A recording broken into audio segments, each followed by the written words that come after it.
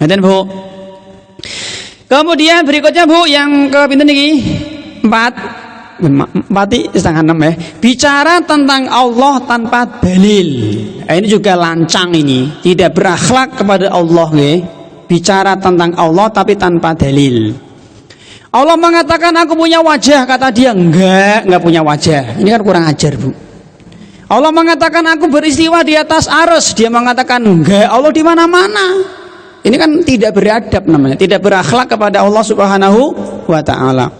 Allah mengatakan para sahabat di surga mendapat ridho Allah, kata orang-orang Syiah enggak, para sahabat di neraka.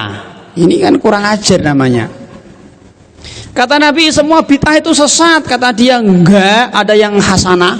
Sama, tidak sopan namanya.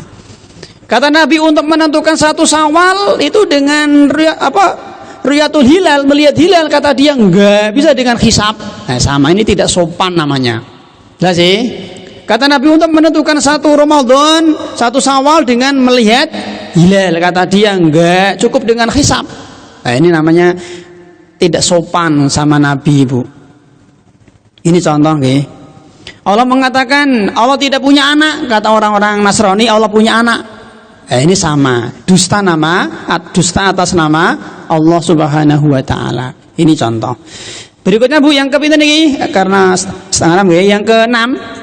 Yang kelima nggih Bu, tidak mengkafirkan orang yang dikafirkan Allah dan Rasulnya. Tidak mengkafirkan orang yang dikafirkan oleh Allah dan Rasulnya.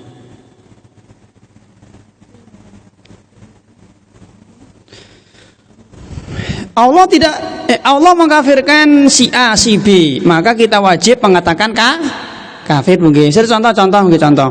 Allah Subhanahu wa taala mengkafirkan orang-orang Nasrani dan Yahudi, gitu. Maka kita wajib meyakini, mengatakan orang-orang Yahudi dan Nasrani kafir, wajib. Nah, ada orang yang terkadang tidak mengkafirkan, Bu. Okay. Allah mengkafirkan Abu Lahab, ya kita kafirkan. Lah orang yang mereka mengatakan Abu Lahab tidak kafir, Abu Jahal tidak kafir, ini berarti dia dusta atas nama Allah dan Rasulnya. Ini hukumnya haram, berbahaya.